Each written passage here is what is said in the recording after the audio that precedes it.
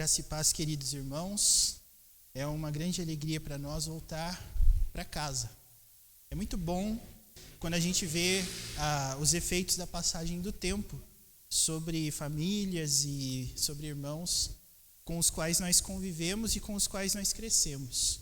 Eu creio que se você, durante esse tempo, sempre que a gente chama, o nosso elemento do nosso passado para frente, a gente lembra daquilo que a gente era e de como a gente está hoje, enxergamos as diferenças. E eu quero crer com os irmãos que, assim como certos elementos jamais mudam e devem permanecer assim, que são os nossos valores e são as nossas doutrinas, eu creio que a vivência nelas muda completamente a nossa visão em vários momentos. E isso é bom, isso é positivo. Assim como a gente fica feliz de ver as antigas ovelhas bem cuidadas, podem ter certeza que a minha vida, a minha família também tem mudado bastante para melhor. Coisas que nós temos aprendido, que a mão de Deus tem nos ensinado. E é muito bom compartilhar disso num ambiente tão familiar e tão querido do meu coração. Recebam a minha total gratidão por estar aqui, nesse rebanho que me acompanhou durante 5 anos, de 2016 até 2020. E eu gostaria hoje de fazer menção a um personagem do Novo Testamento que só aparece uma única vez nas páginas do livro de Atos, mas quando você abrir nesse texto você vai saber. Atos capítulo 20, versículos de 7 a 12. Eu quero ler esse texto com os irmãos e basear nele a mensagem da palavra do Senhor. Nós ficamos felizes em poder fazer isso mais uma vez aqui junto com vocês. Atos capítulo 20, versículos de 7 a 12.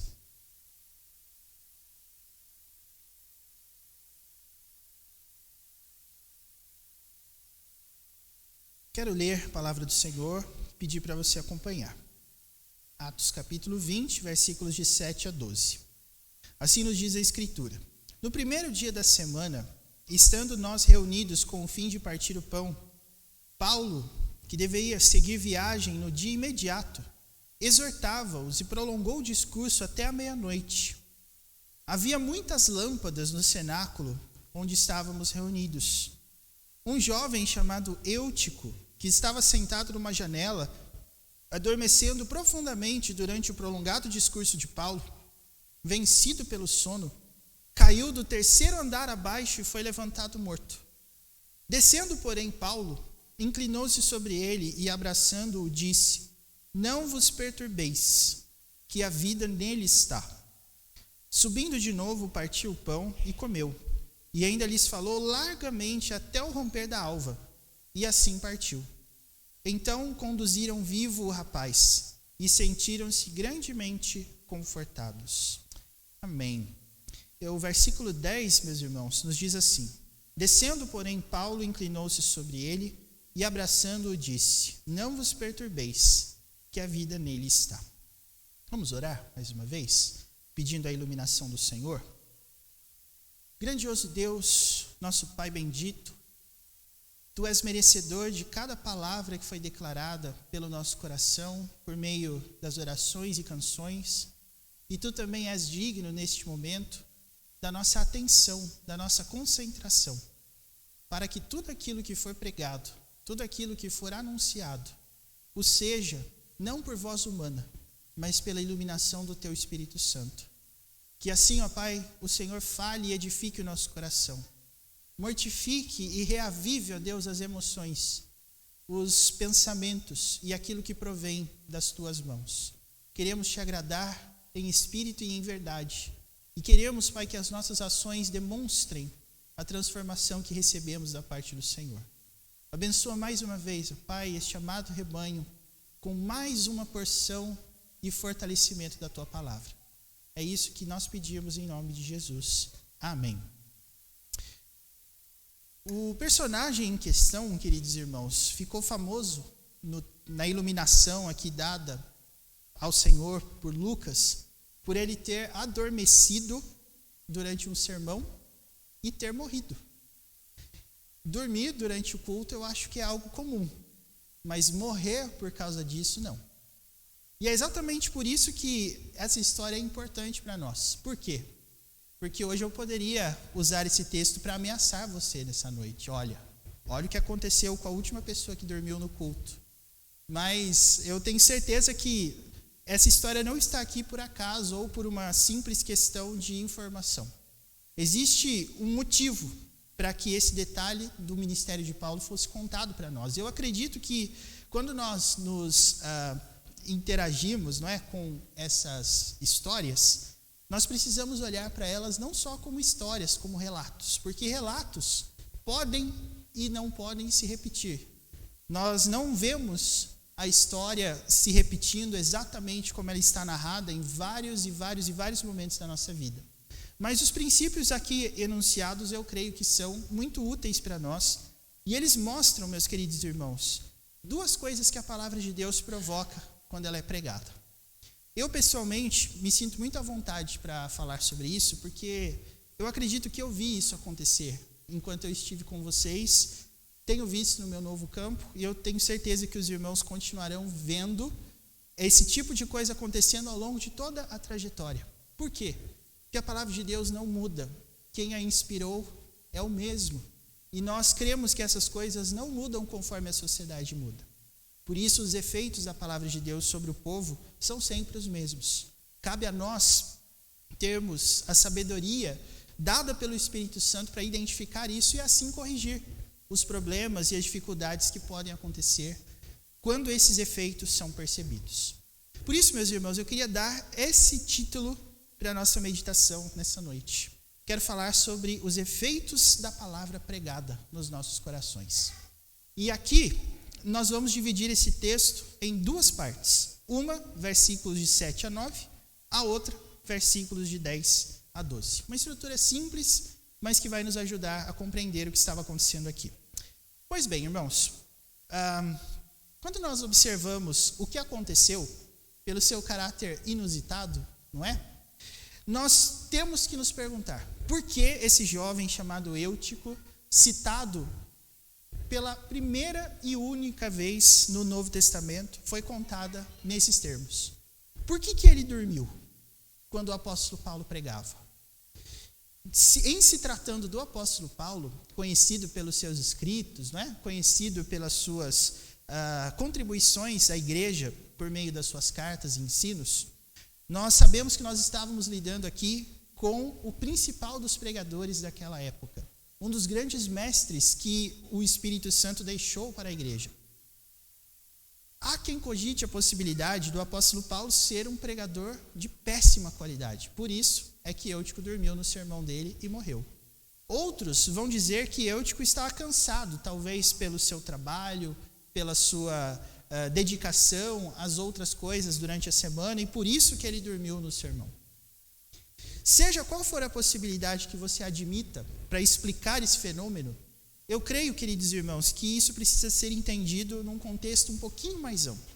Porque, se você prestou bem atenção na leitura, perceba que o apóstolo Paulo estava reunido com esses discípulos em Troade, diz o versículo 7, no primeiro dia da semana, com o fim de partir o pão. O que isso significa? Ali nós teríamos a celebração da comunhão cristã por meio da ceia do Senhor. E Paulo estava fazendo isso em Troade, porque se você ler aqui o capítulo 20, né, de Atos, você vai perceber que Troade não era o seu destino principal. Paulo tinha ido para Éfeso um capítulo antes, capítulo 19. A palavra de Deus causou um cataclisma naquela cidade, porque era uma cidade dedicada à magia e aos espíritos malignos, e quando o evangelho começou a entrar nos corações daquela civilização, todas as pessoas começaram a queimar os seus livros de magia no centro da praça, e isso foi a ruína daqueles que lucravam com a idolatria das pessoas. A deusa Diana, que era inclusive a principal daquele que compunha o panteão de deuses dos Efésios, estava deixando de ser adorada. E aí os ourives começaram a tomar a cidade, e o versículo 29 do capítulo 19, se você quiser voltar aí, você vai ver que a cidade foi tomada de confusão, e todos foram tomados para o anfiteatro da cidade, porque muito provavelmente começaria ali um processo judicial ou algum tipo de ação mais contundente contra os cristãos daquela época. Então a palavra de Deus tinha causado um agito muito grande na cidade de Éfeso. E esse, meus irmãos, foi provavelmente um dos últimos do ministério de Paulo. Quando isso aconteceu, o apóstolo Paulo se convenceu de que o seu ministério, ou o tempo da sua jornada ministerial, estava chegando ao fim.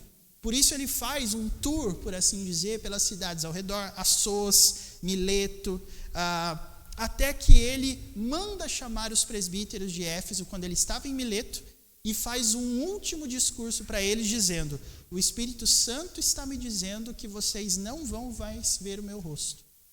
E essa é a última vez que nós estamos conversando. Essa é uma cena que o Novo Testamento descreve em termos assim muito fortes, muito emocionantes. O versículo 36 aqui do capítulo 20 mostra que Paulo se ajoelhou, orou com eles e houve grande pranto, segundo o versículo 37, entre todos. E eles abraçavam e beijavam a Paulo, porque ele tinha dito: vocês não vão me ver mais. Então a história de Eutico, meus irmãos, está inserida num contexto onde você vê a palavra do Senhor provocando transformações profundas na vida das pessoas. Existiam aqueles que estavam sendo completamente transformados a ponto de queimarem os livros de magia, deixando completamente os seus hábitos, e no meio dessa transformação toda, um indivíduo salta aos nossos olhos, porque durante a palavra pregada, ele dormiu. E esse tipo de episódio, então, eu entendo que é por isso que ele está aqui.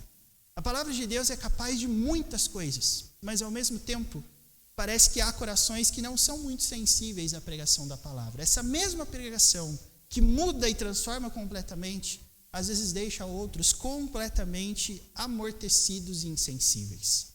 Esse é o contexto que, na minha opinião, explica o que acontece aqui. Por essa razão, queridos irmãos, eu quero chamar a atenção de vocês para o versículo 8. Esse versículo mostra, no capítulo 20, o que é essa primeira característica da palavra de Deus pregada. E o texto diz aqui, não por acaso, que onde Paulo estava pregando e prolongou o seu discurso até a meia-noite, ele diz aqui: havia muitas lâmpadas no cenáculo. Quer dizer, então, queridos irmãos, que a mesma razão pela qual a palavra transforma é a mesma razão pela qual alguns desejam fugir dela. A palavra de Deus ilumina o coração.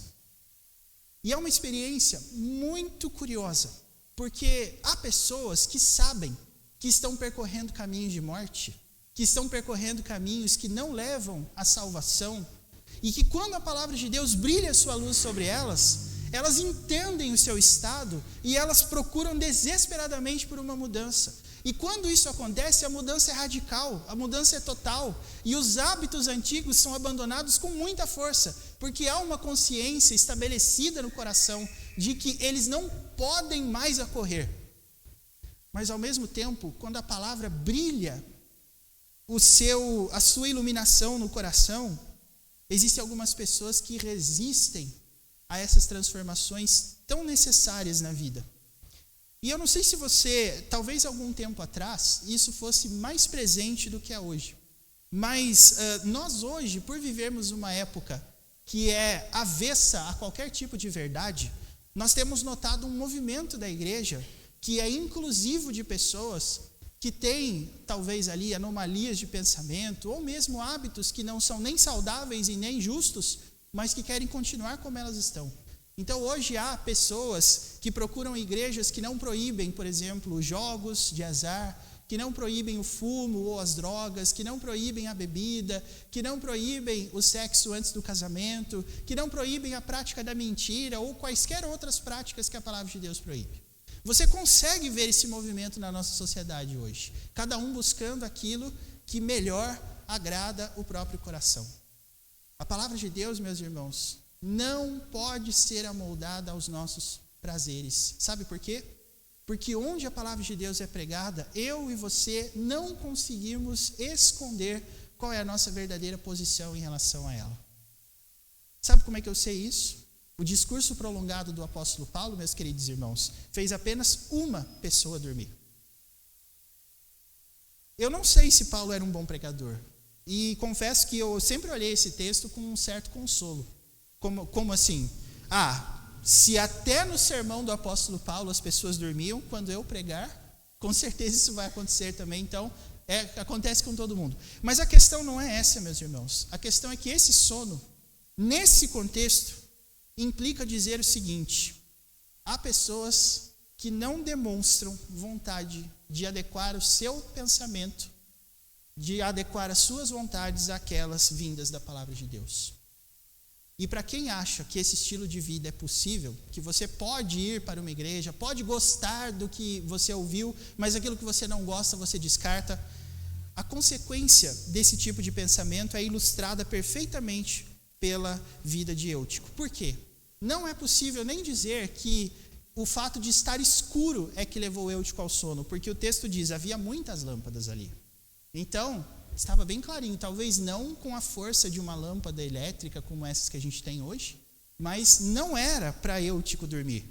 E o texto, inclusive, vai dizer, no versículo 9, que ele estava sentado numa janela. Muitos pregadores gostam de usar essa ilustração para dizer o seguinte: quando você estiver na igreja, você tem que sentar no banco. Porque se você sentar na janela, você vai ficar com os olhos voltados para fora.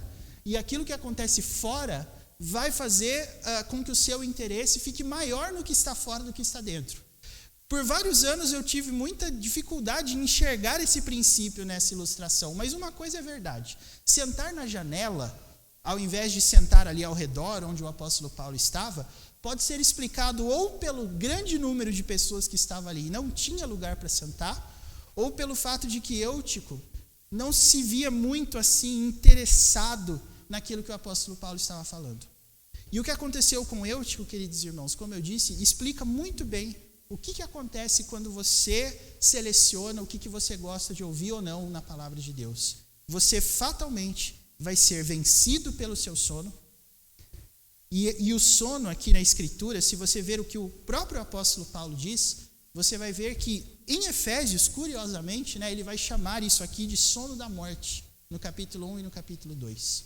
Estar dormindo, meus irmãos, para a Bíblia, é um sinal muito grande de que já houve morte. Esse sono, portanto, nós entendemos como se ele fosse um estado real, um raio-x da alma de Eutico. Ele ter morrido por ter caído da janela era nada mais, nada menos do que a consequência real da vida do jeito que ele estava. Portanto, queridos irmãos, a palavra pregada é assim.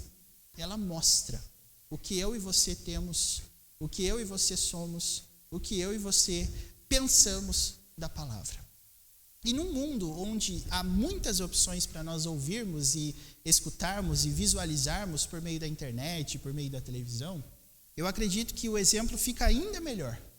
Porque hoje, com a enorme oferta que nós temos, de mensagens e de palavras, nós simplesmente podemos mudar, trocar o canal, trocar a pregação, caso a gente não goste ou não concorde.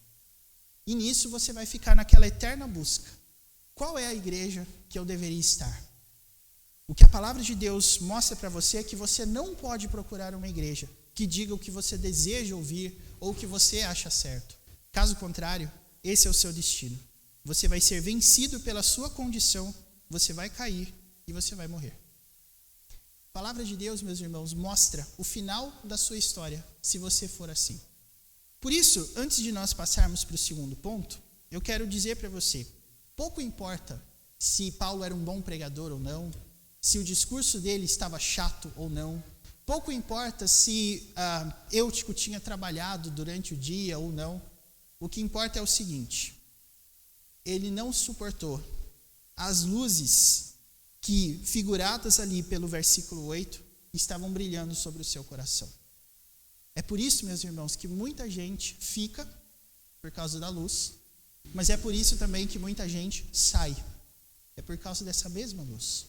A palavra de Deus vai dizer em João, capítulo 3, Jesus conversando com Nicodemos, que aqueles que se aproximam da luz é porque eles amam a Deus e querem que as suas obras sejam manifestas, porque elas são feitas em Deus. Mas se você odeia a luz, você nem quer chegar perto dela, porque o seu coração se enamorou das trevas. Então, meus irmãos, permitam-me aqui apenas algumas aplicações. Primeira, não culpe a igreja, ou o pregador, ou a atividade da igreja, pelo seu desânimo, pela sua falta de animação e entusiasmo em vir à casa de Deus. Não culpe o pregador, que não é como o apóstolo Paulo, com certeza. Não culpe aquilo que é terciário, aquilo que é independente da sua própria vontade. Antes de estar diante da igreja, de conviver com os irmãos, pergunte: o que eu gostaria de estar fazendo nesse momento? O que eu faria que seria melhor do que estar na casa de Deus ouvindo a palavra de Deus? Não, irmãos, eu tenho certeza absoluta que o que aconteceu nesse texto poderia ser comparado a nós termos aqui hoje o melhor de todos os pregadores, o melhor que você conhece. Mas se o seu desinteresse em relação à palavra de Deus for o mesmo demonstrado em relação a todos os dias e todas as horas da sua vida com Deus, o destino vai ser esse. Seu coração está enamorado das trevas e você precisa mudar isso, para o bem da sua alma e para o bem da sua vida. Eu também queria dizer que um dos efeitos da pregação da palavra relacionado à morte é que ela deixa muito claro quais são as deficiências que nós precisamos trabalhar. E lá na igreja nós estamos tendo na escola dominical um curso sobre um livro chamado Pecados Intocáveis, um clássico do século XX, por meio do autor Jerry Bridges. É um livro que está sendo reimpresso, inclusive eu indico aqui para os irmãos, vale muito a pena ler. E nesse livro, irmãos, os pecados que ele trata não são os pecados que nós particularmente conhecemos como graves, né? Lá ele fala sobre descontrole, lá ele fala sobre egoísmo, lá ele fala sobre arrogância. E todas as vezes que o curso é dado, é ministrado, nós temos muito mais facilidade em nos identificar com esse tipo de pecado. Porque eu posso nunca ter matado alguém, posso nunca ter feito nenhum ato ilícito contra outra pessoa, de natureza mais grave, mas com certeza o meu coração já se pegou pensando coisas que não poderiam pensar a respeito de alguém. E por ser uma coisa que fica lá dentro, a gente não consegue nem sempre combater isso com a força que nós podemos.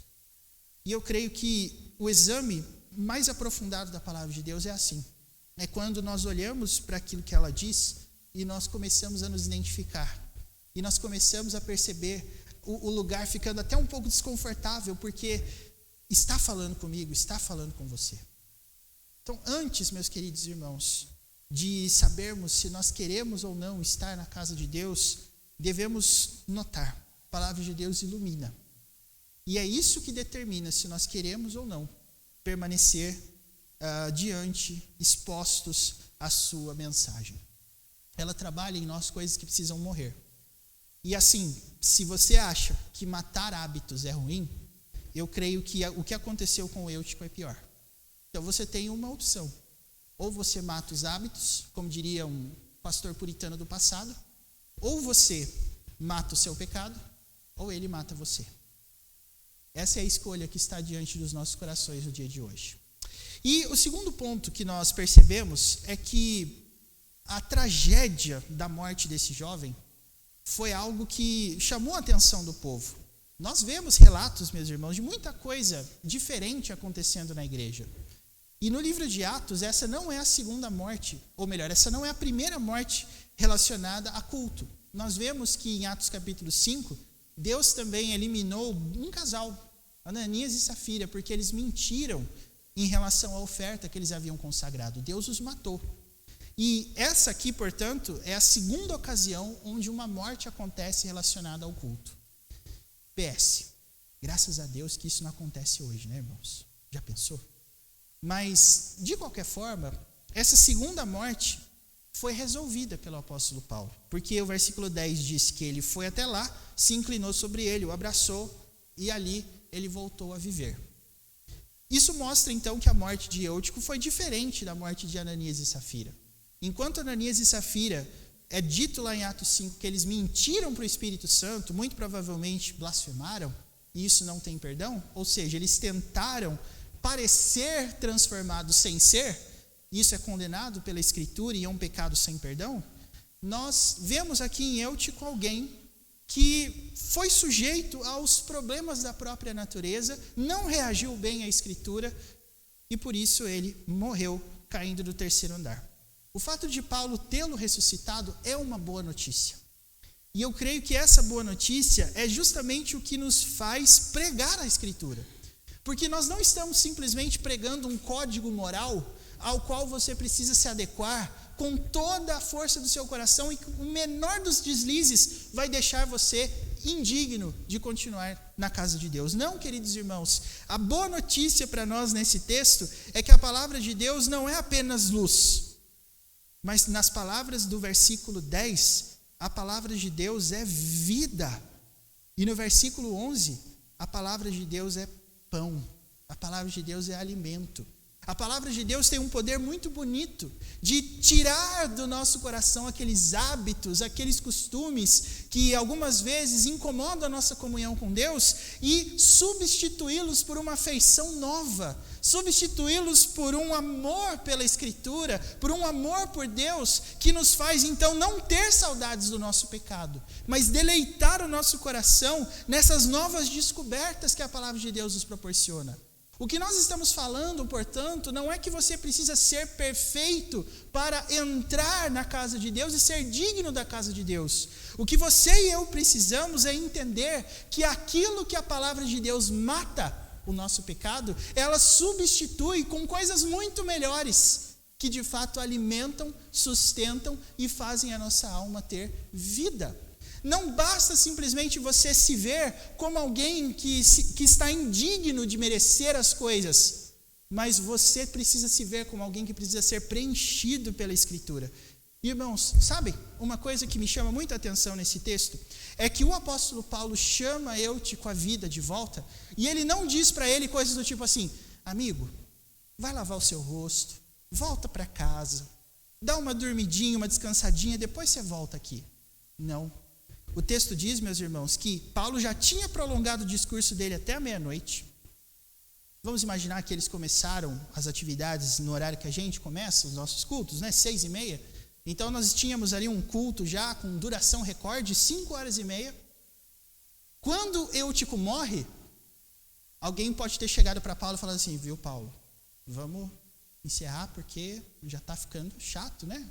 Tem um cara morrendo aqui de sono, literalmente. Vamos terminar as atividades por aqui? Não. Sabe o que aconteceu, meus irmãos? Paulo foi lá, Paulo ressuscitou a Eutico, e sabe o que ele fez? Versículo 11, ele subiu de novo, ele partiu o pão, ou seja, foi por isso que eles estavam reunidos, né? E ainda lhes falou largamente até o romper da alva. Quer dizer, ele ainda falou mais. Ele ainda teve mais coisas a dizer. E aí ele foi embora. Então, meus irmãos, o que aconteceu com Eutico não foi simplesmente uma questão de você falar assim: não, ó, irmão, vai para casa, você está cansado, volta quando você estiver já recuperado. Não. O que aconteceu foi que depois que Eutico ressuscitou, para onde que ele foi, meus irmãos? Ele foi para o culto, ele subiu lá, ele ouviu a Escritura, ele ficou o tempo talvez que ele deveria ter ficado antes dele morrer, literalmente, de sono. Isso mostra que não existe caminho seguro fora da Escritura. Às vezes, irmãos, eu não sei se vocês já viram isso, né? Vocês já convidaram alguém para ir na igreja e a pessoa diz assim: eu acho que eu não estou preparado. Essa é uma justificativa comum, mas é uma justificativa que esconde uma coisa muito importante, que é esse medo, esse receio de abraçar uma vida nova. É como se a gente estivesse dizendo para eles assim: será que isso vai dar certo mesmo? Quando a gente prega a palavra com convicção, às vezes algumas pessoas reagem assim: mas será que isso é bom mesmo? Você promete que o negócio é bom? O negócio vai funcionar? É assim, é seguro mesmo? O apóstolo Paulo, irmãos, nos dá todas as evidências de que não existe lugar melhor para se estar do que onde se prega corretamente a palavra de Deus. Às vezes eu e você ficamos cansados, isso é normal. Às vezes é bem possível também que a gente durma no culto, o que também é normal. Às vezes a gente dá aquelas bocejadas de sono. Nós somos limitados, é normal. Não é culpa do pregador, graças a Deus, né? Mas o que nós precisamos entender é o seguinte: se um dia você se achar inadequado à igreja, Se um dia você achar que esse lugar não é seu, eu quero dizer para você com toda a convicção que eu posso, você está enganado. Você não vai achar um lugar melhor para crescer, para aumentar a sua fé e para aprender aquilo que é bom, se não for por meio da luz e por meio do pão. E caso você goste desse tipo de coisas no texto, deixa eu lhe dizer uma coisa. A Bíblia menciona luz, versículo 8, lâmpadas, né? A Bíblia fala no versículo 10 de vida, não vos perturbeis, a vida nele está. E o versículo 11 fala de pão. Lâmpada, luz, vida e pão. São 3 características, meus queridos irmãos, que o Senhor Jesus Cristo nos disse que Ele é. Jesus Cristo disse, eu sou a luz do mundo. Jesus Cristo disse, eu sou o pão da vida. Jesus Cristo disse, eu sou a ressurreição e a vida. Quem crê em mim, ainda que morto, viverá. Isso aqui é uma expressão até muito vocal do texto para a pessoa de Jesus Cristo. Ou seja, você não vai encontrar nem lâmpada, nem luz, nem vida e nem pão, se não for por intermédio de Jesus Cristo. Jesus Cristo é quem pode te dar aquilo que você vai buscar em outros lugares e não vai encontrar. Por isso, irmãos, já que a pregação da palavra produz luz no nosso coração e produz vida ao nosso coração, permitam-me encerrar fazendo só uma simples aplicação. O passar do tempo dá a impressão, às vezes, que nada mudou. Não é a impressão que eu tive quando eu cheguei aqui. Eu olhei ao meu redor e eu disse, algumas coisas mudaram aqui. Mas, irmãos, permitam-me, talvez, fazer um comentário que, na minha opinião, é muito justo. Quando a gente não vê mudanças visíveis, né, estruturais, materiais, onde nós estamos, a impressão que dá é que está tudo a mesma coisa o tempo todo e nada vai mudar. Eu não acho que essa é uma coisa necessariamente ruim e errada. Porque quando a gente vê o tempo passando e algumas coisas não mudando, a gente percebe o seguinte: quem estava firme, continua firme. Quem amava a Deus, continua amando. As gerações vão passando, e aqui a gente está tendo a alegria, né, de ver as crianças crescendo, os bebês crescendo. Mas eu gostaria que você tivesse um apego não apenas afetivo a esse lugar, mas que você olhasse e pensasse assim como eu cresci servindo ao Senhor, cresci fazendo desse lugar a minha casa, esse é o lugar onde os meus filhos vão aprender a ser cristãos, vão aprender a amar a Deus, onde nós vamos ter ali as tias cuidando, os tios abençoando, onde nós vamos ter os trabalhos que foram tão úteis na vida da igreja e que certamente continuarão sendo. Meus irmãos, a igreja é esse lugar mesmo. Qualquer pessoa que tentar ser gente fora da igreja não vai conseguir. Por isso, essa é uma coisa que eu não gostaria que mudasse ao longo da nossa vida, ao longo da nossa caminhada.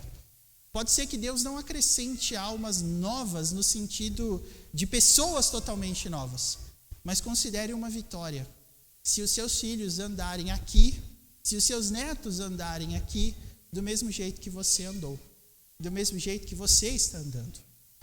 Isso, meus irmãos, nos ensina, ao invés de procurar fazer da igreja um lugar mais aceitável, dê à sua igreja uma quantidade absurda de luz e de vida. E você vai continuar vendo que ela pode continuar naquele mesmo lugarzinho, daquele mesmo jeito. Mas aquilo que acontece dentro dela continua transformando com o passar das gerações e até hoje. Essa é a esperança que nós temos como filhos de Deus. É por isso que nós podemos ter certeza. Vai continuar lá no lugarzinho dela? Vai. Porque quem está aqui tem um jeito só de fazer as mesmas coisas. Quem sai daqui, sai pelas mesmas razões que a palavra de Deus tira pessoas do seu convívio. Não aguentam a luz.